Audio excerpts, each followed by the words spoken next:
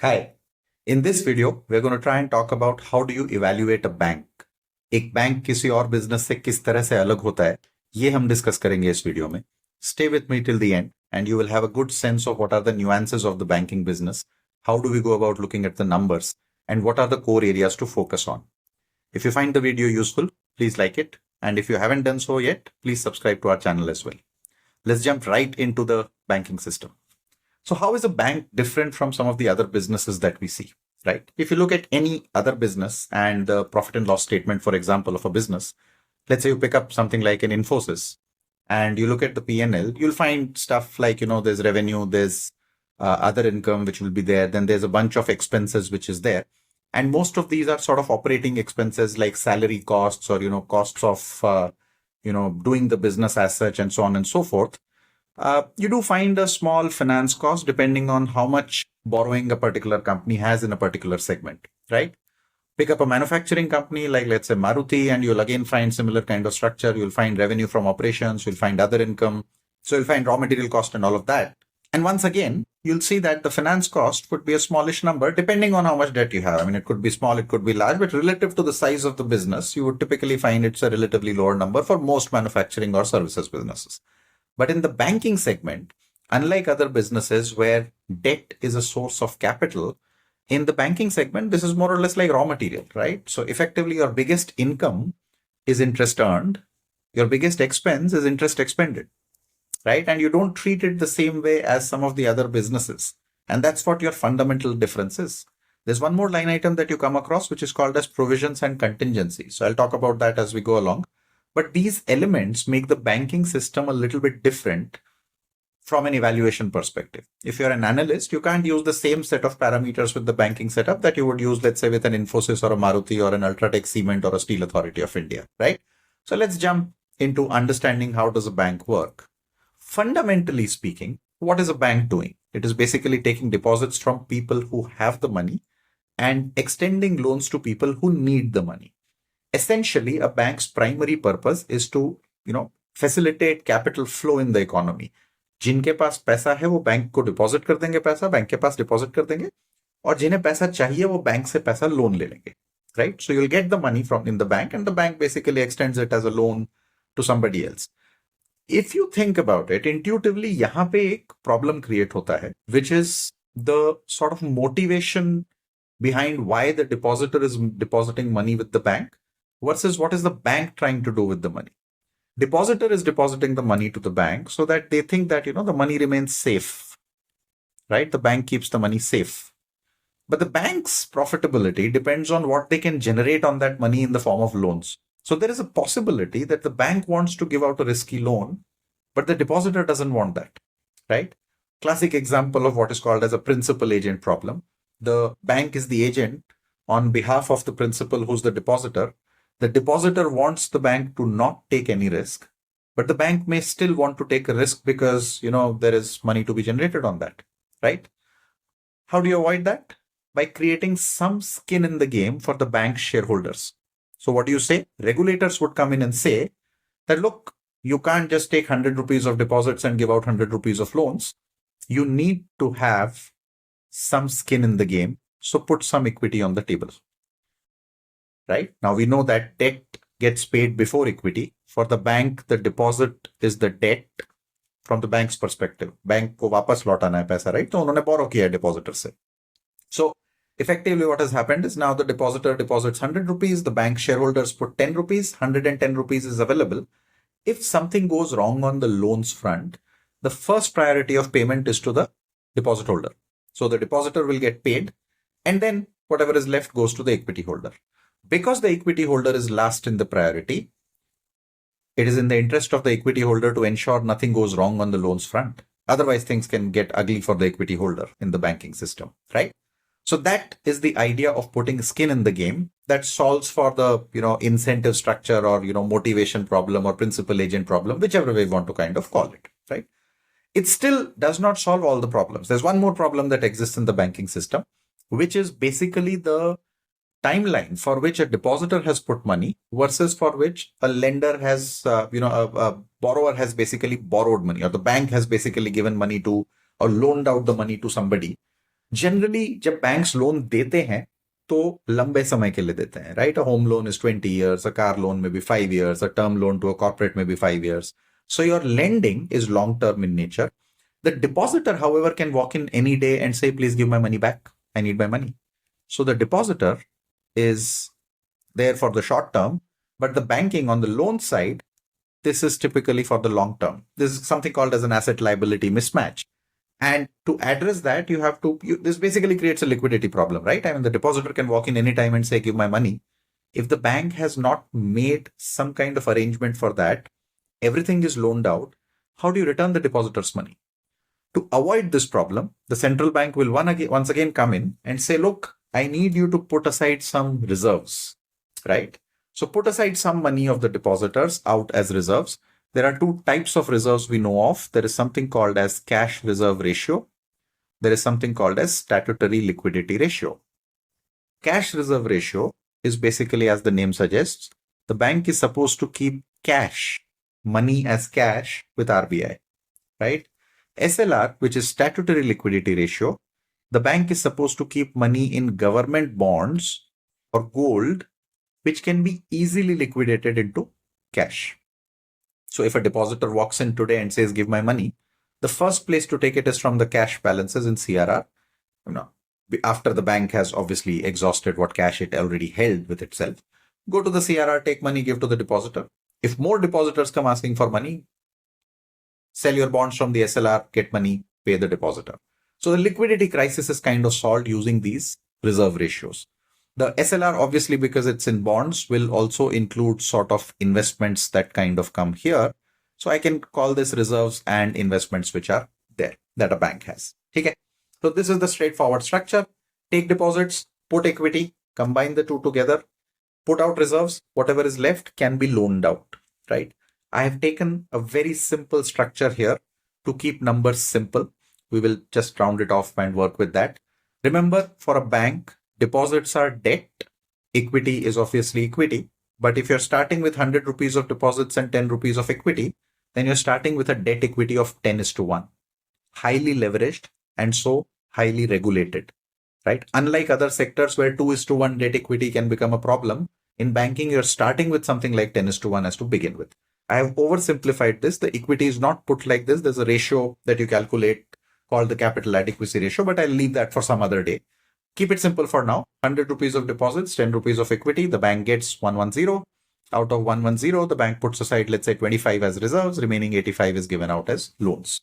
Now, for a minute, if you believe, let's take some interest rate, for example, on the deposits. Let's say the deposits have been taken at a 5% interest rate and the loans are being given out, argument's sake, for maybe an 8% kind of an interest rate, right? Approximately. So generally what will happen is, and for a minute, assume investments don't give any return, just to keep things simple. So 8% on 85 will be what? Approximately about 6.8. Yeah. So that is basically what you are going to kind of get. 8% on 85 is 6.8. So you'll get about what? 91.8 here. Correct? Is my calculation correct? Yeah, roughly correct. And 25 from here. So this adds up to 116.8, right? 91.8 plus 25. Out of this, you are supposed to give 105 to the depositor, 116.8 में से. What is left? 11.8. That's an 18% return on your equity. You made an 18% return on the equity. If you assume 8% return or yield on the loans that you've given out and 5% cost of deposits. Correct? Now let's complicate things a little bit. Assume the bank has given out a loan, but some part of these loans go bad. They become what is called as a non-performing asset or NPA. Now this money is not coming back, right? Let's keep it simple. It's not, none of this is going to get recovered. So what is going to come now is this 80, which is the good loans. On this 80, you will earn 8%. So 8% on 80 will be basically 6.4. So you'll get 86.4 here. You get 25 here, keeping things simple, no return on that. So that becomes how much? Basically 111.4. Depositor को तो पैसा देना है वापस. Depositor is guaranteed, sort of, at least to a certain extent, but let's keep it simple. Assume guaranteed है तो 105 देना है, debt holder है, पहले आपको return करने हो, to give money first to the depositor, so give that. What is left is 6.4. Now this is a 36% reduction in your equity because there was a loss that happened on account of non-performing assets. And what was the non-performing asset? It was basically 5 upon 85 approximately, right? Which is about a 6% NPA is going to hit your equity by 36% straight away. That's not where the problem ends, however. That's only where the problem starts, correct? One, there's a magnified impact both on the profitability and loss in case there's sort of a issue with respect to the quality of assets that you have, which is the quality of loans that you have given out. The second problem is, rule ये था कि 85 का loan देने के लिए, to give loans of 85, what was the rule? To give loans of 85, you need to have equity of 10, right? 85 के loan के लिए 10 rupees equity होना चाहिए था. अब equity गिर गया है to something like 6.4. You can't give loans worth 85. Even if you have the deposits, you'll not be able to give it out as loans, right? Very theoretically putting this number. So basically, you will only be able to give out loans worth about 50. आप loan दे ही नहीं सकते क्योंकि आपके पास capital नहीं है. Capital तभी बढ़ेगा जब या तो प्रॉफिट होगा या नया शेयर्स रेज किया जाएगा, right? Capital will only come in if you have profits or you raise money through issuing equity, which for a bank that has a lot of NPAs, you won't find it so straightforward for, to be able to get that money. So this makes banking a extremely dynamic, fascinating, interesting segment, highly leveraged because a lot of it is sort of debt for the bank. And if things go wrong slightly on the NPA side, there could be magnified impact not only on the equity or profits in this year, but also on the possibility of the bank to grow in subsequent years. Grow करने के लिए bank को equity चाहिए, पैसा चाहिए, right? They have to have the capital. It's known as capital adequacy ratio. So if you do not have capital or access to capital, it becomes a bit of a problem for a bank to continue growing, right? Now, intuitively, we have everything in place here. If you think about it, how would a bank do well? What are the key parameters or factors that would get a bank to do well? Okay. First things first, you need deposits, but you need low cost deposits. As much as I can reduce the cost on my deposit, it is better for my profitability. So I want the deposit cost to be lower. Generally, here you hear a term called CASA, current and saving account, because these are low cost deposits.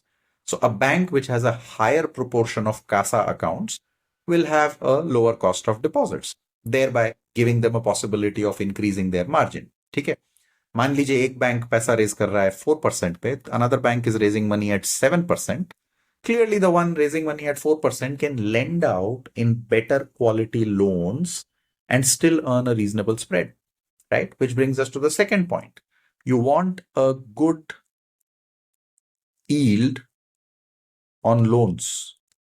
Your loan should give a good yield, but most importantly, with risk management, proper risk management. You do not want bad loans, right?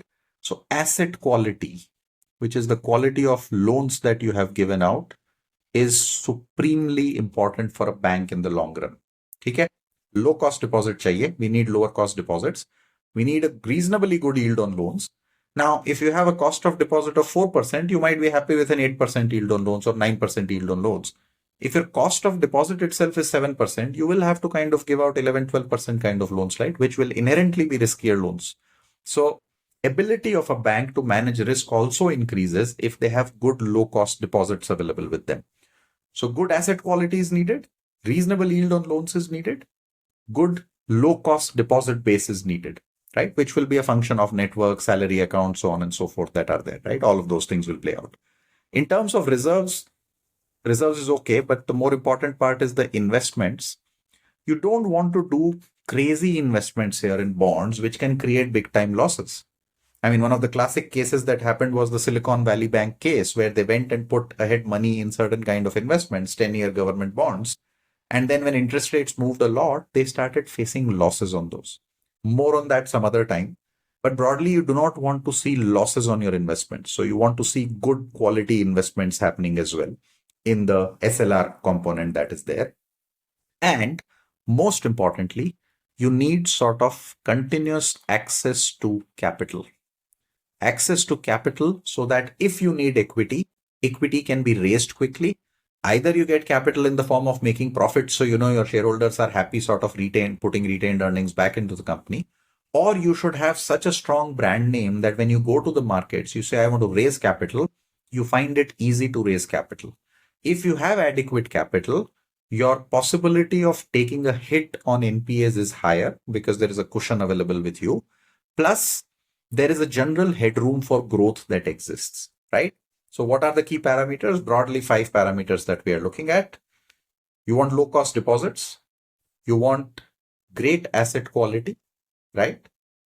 And a reasonable yield on loans. You want your investments to do well, not too, you don't want very risky or very high return generating investments, but steady, which does not do a loss, at most points of time, or at least reasonably safe. And you want access to capital.